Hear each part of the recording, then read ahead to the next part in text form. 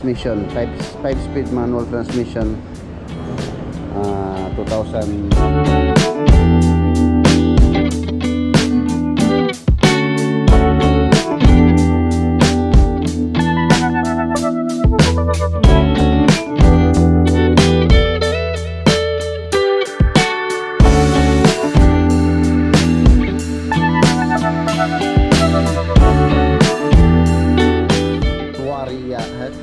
Wario Gold namin dati.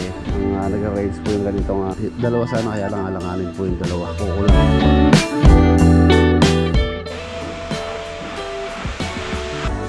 Ito yung ilalagay namin sa cup.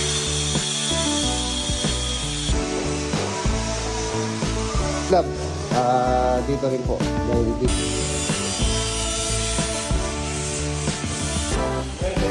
Master bedroom. Ayan po yung master. Makakabusit lang yung paglilinis.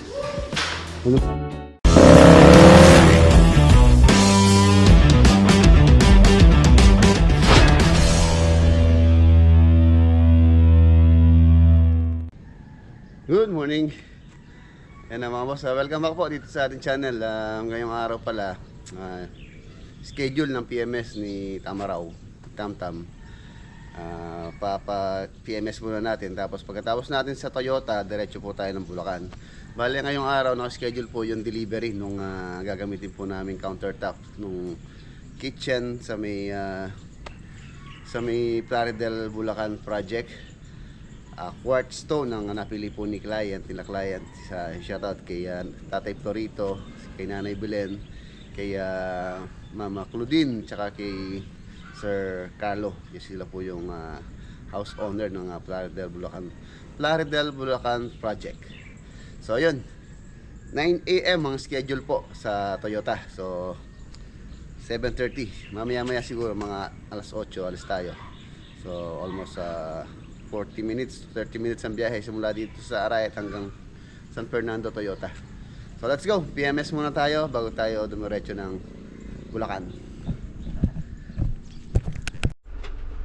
Ayan, ayun tinakbo niya, 1,324.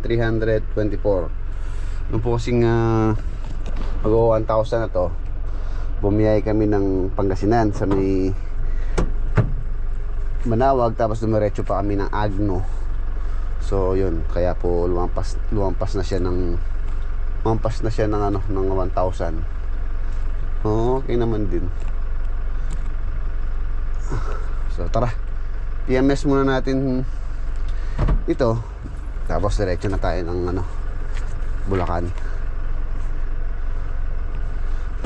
Update po tayo sa project sa Bulacan na konti na lang matapos na po din kami doon sa project. Halos mag-performance na po yung project doon sa March 4 months po yun. Inumpisan po namin siya ng December, January, February, March. So March 4 months.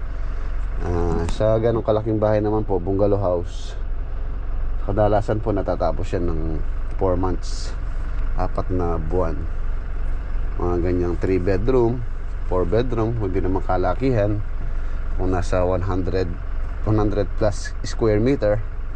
So more or less mga ganyan po, mga 4 months. Conforme na lang kung wala na pong idadagdag sa client sa bahay. For example, minsan kasi meron silang ina-add na mga hindi kasama sa kontrata, yung mga medyo matrabaho tulad ng cabinets, medyo mabusising gawin. So minsan doon lang po nagtatagal actually. So the rest, kung bahay lang po, saka yung perimeter fence pala, yan minsan yun din po yung tumatagal. Si Lolo Bon, nasa tayo? Wala kaya tayo nakalimutan? Double check ko lang muna bago kami nakalimutan ako.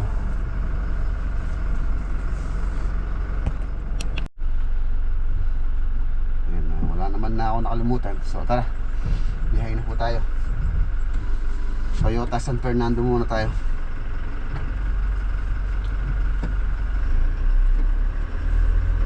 go!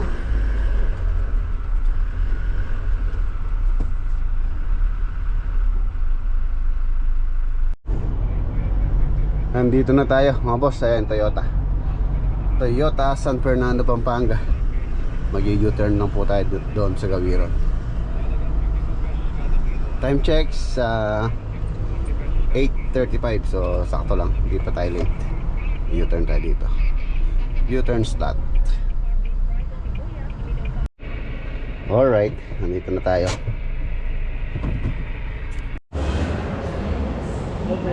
Hello. Ayan, tama raw. Ito po yung manual transmission, 5 speed manual transmission. Ang price niya ay sa 937,000. Ayan, ang pagkakaiba doon po sa tawag dito, yung top of the line, yung pong yung automatic, yung pong kinuha natin, si Tamtam. Yung headlight niya, ayan, yung headlight niya, ano lang siya, yung basic. Ayan. Tapos yung kanyang mags, yung mags niya is ano din, yung bakal, yung gulong.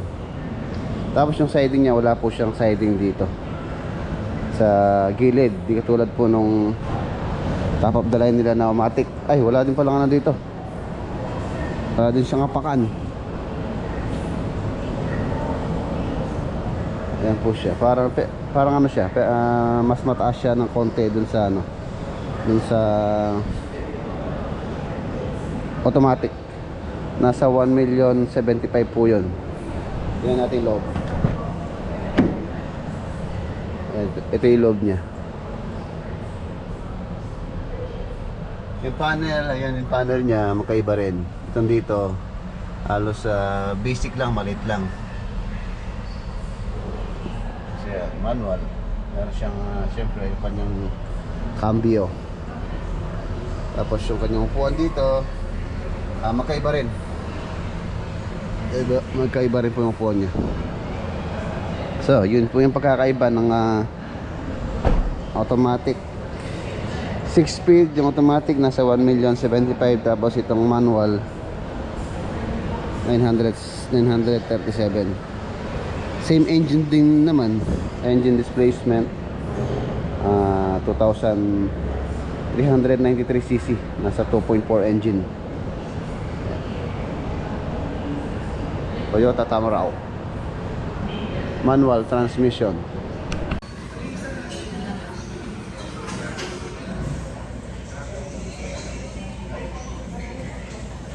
Ngayon na si Tamtam.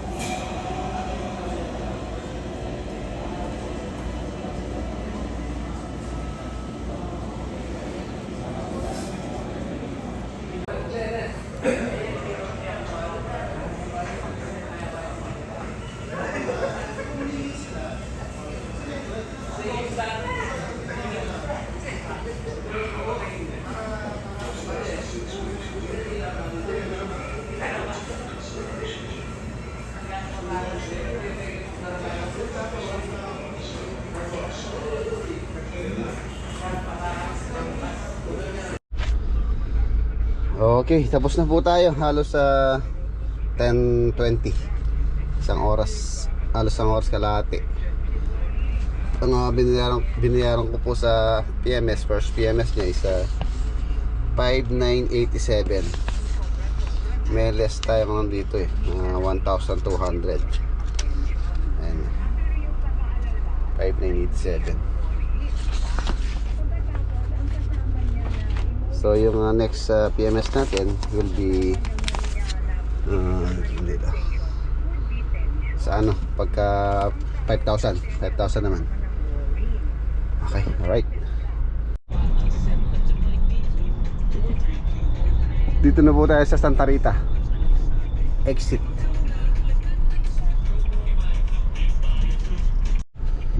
Ayan na, nandito na po tayo. dito sa Plaridel, Bulacan.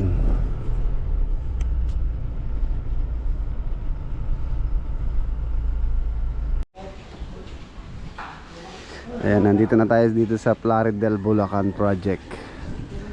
Ayan mga boss, break time, sakto. Ayan, malapit na mabuo. Malapit na mabuo yung concrete topping dito. Ayan. Nasa na more or less 60%, 70%.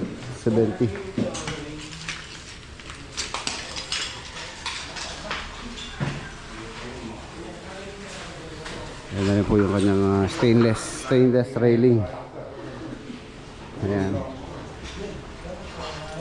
2x3, 2x2, 1x1 ang materials na ginamit po namin dito.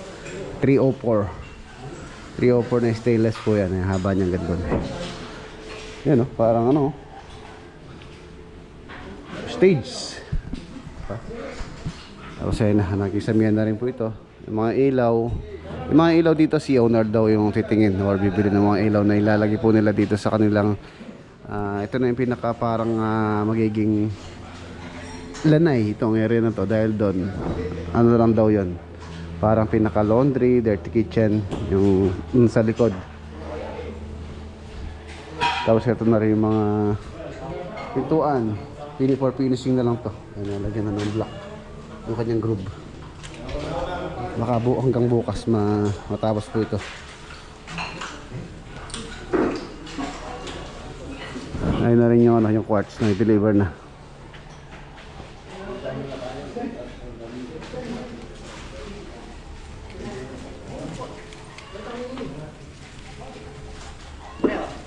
Ano yun? Ito na lang, sa'yo na lang yung tinapay.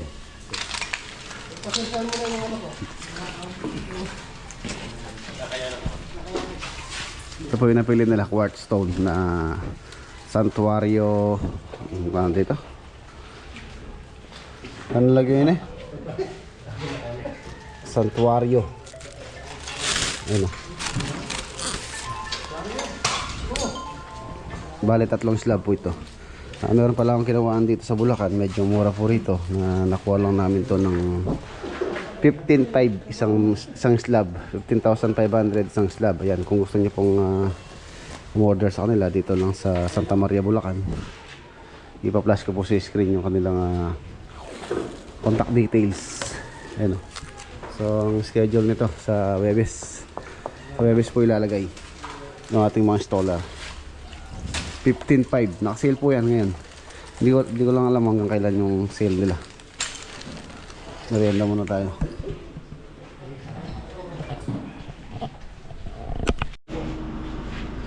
Ayan, ano pala siya mga boss, ang pangalan nito, itong quartz stone na to, Statuario Gold.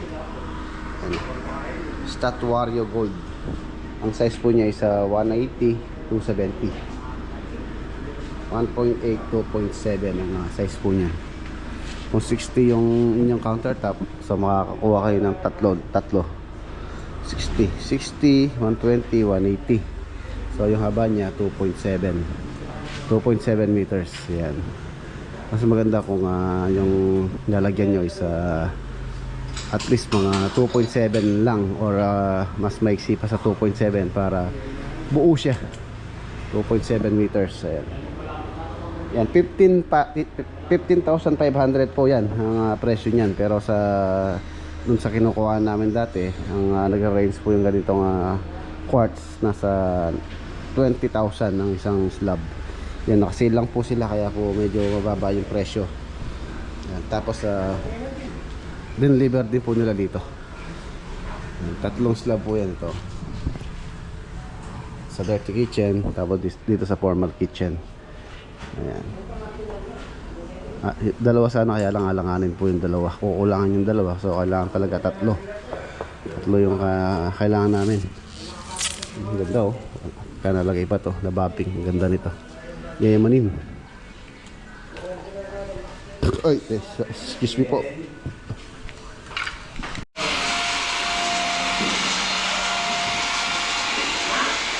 Yung pong mga window dito, tapos na po yun. Inaano ko lang pa installation. Schedule natin pagka medyo malinis-linis na dito sa loob. Hanggat hindi po kasi malinis dito, hindi ayaw ko pa install dahil maalikabukan lang. Kasi na po yung bahay. Wow, ganda na.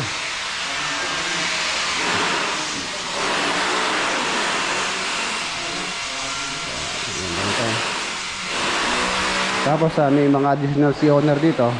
Tulad dito, nagpapagawa po sila ng TV console dito sa area na to. TV console dyan. Sa mga bedroom, wala naman po silang binanggit about sa mga closet. So yung pinadditional lang din nila dito, itong loft. Ito. Ayan. Ito po yung loft bed. Meron pa po kaming lalagay dito, hindi pa po siya nakapix. Kailangan pang may lagay, may abang yung mga ilaw bago po natin i-fix para bago mapinturahan. Tapos drawer tong kanyang hagdanan. Ayan, 1, 2, 3, 4, 5 5 po yan. Ayan, access nya. Ayan, medyo mataas pa po yung kanyang space dito. Excuse me po. Halos yung pong double bed po yan tawag dito, home double, kasya dito. Tapos yung ceiling niya yan mataas, kaya po tinasan ko yung kisame niya para po siya, may space pa. Dito sa ibaba, ang height po nito is 6 feet 1.8 meters ang height nitong kanyang pinaka kisame nitong lock. Ayun. Halos sakto lang. Kung 6 footer yung kwarto rito, so saktong-sakto lang po siya rito. Wala sa atin ng mga Pilipino, halos yung height natin 5'2", 5'4", 5'8", yan, mga ganyan lang po tayo. Ako height ko 5'8". Meron pa pong mga ilaw to. Kailangan mo na may ilagay bago i-fix.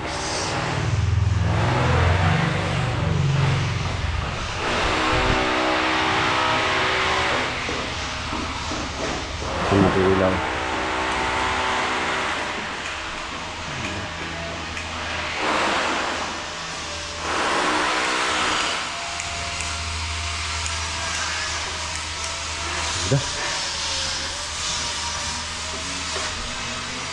Yung drop light pa doon. Ano bang saan niya? Lagay mo eh. Ayun pala, magaling ka pala. Ha? Oh. Ayaw mo ng ganyan. Hindi pa naman tapos yan. Baka mamaya tanggalin pa. Huwag mo munang ipipix. Hindi pa tapos to. Meron pang mga yung bakat. Ayaw ko yung ganyan. Papaayos pa natin yun. Tapos yung missing pa yun, no? No? Hindi pa tapos to? Oo. Wala pa. Hindi naman dumi, oh. Yung missing yun, no?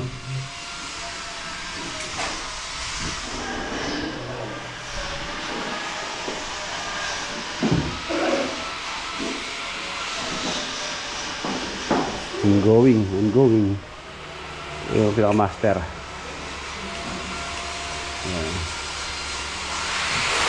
Kapag-abang na para sa lang ng air condition. Ayan, yan na po nila doon. Nilusot nila doon.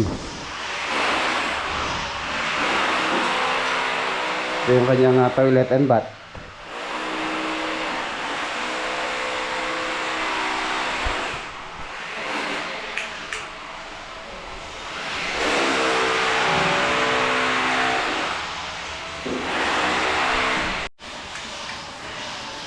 Ayan, ito na rin yung dirty kitchen.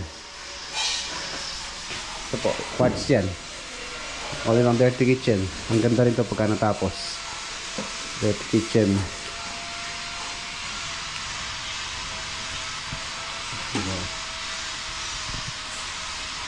Skylight.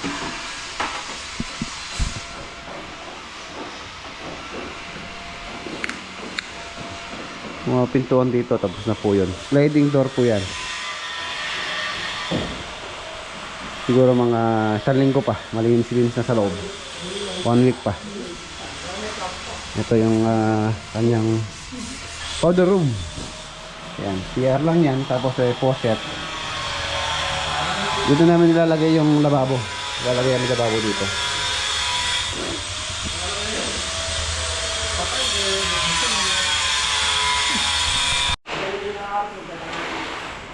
Ayan, dito pala sa area dito sa may left side ditong bahay. Ayan po yung gusto nila owner. Bali nilagyan namin siya ng spacing na 2 inches, tapos pinalagyan po nila ng pebbles. Ayan. Ang ganda naman nung pinalabasan niya. Wash out. Dakala pa rin pebbles pare. Wala na eh.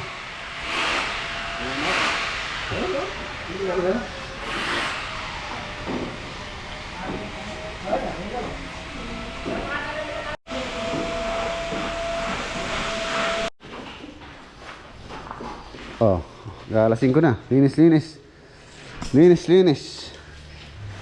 Kahit maglaan tayo ng at least mga 15 minutes sa housekeeping para mapanatiling malinis yung ating working site. Maganda yung malinis, kaya lang nakakabuisit ang maglinis, no, Del? Maganda yung malinis, nakakabuisit lang yung paglilinis. Ano po? Ano sa loob, oh? Mas mabuti para pagka bukas magtatrabaho kayo ulit, malinis. Kaya mga boss, baka di po tayo umuwi ngayon. Dito ako mag-overnight sa Bulacan. Oy, dito maglinis kayo eh, patali! Ayan, tapos ito palang area na to mga boss. Open to po ito sa plano. Wala pong grills to, pero yun nga. Ang gusto ni owner, tulad ng ginawa namin sa Angat, lalagyan po namin ng louvers para at least yung hangin pumapasok pa rin. At the same time, meron din po siyang liwanag na pumapasok pa. Hindi siya madilim. Ventilation. Ayan, oh, ganda na, oh. Kahit gabi maliwanag po ito dahil yung mga nilagay kong ilaw dito malalaki. Hindi natin tinipid sa ilaw. Yan, standard pilis mga boss. Yung iba naglalagay lang dyan ordinaryong pin light. Yung ibang ano lang yung bukilya or yung bulb lang, bulb type.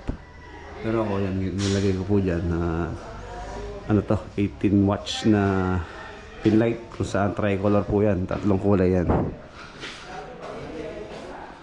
Saka yung mga pin light natin na maliwanag po nilagay ko.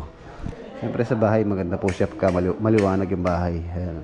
White, full white, warm white. Ayan. Kung gusto ni owner na medyo romantic, ayan, mag-warm white yung ilaw niya. Medyo romantic. Ayan. Tsaka dito na lang pa ilaw dito. So yun. Overnight tayo dito.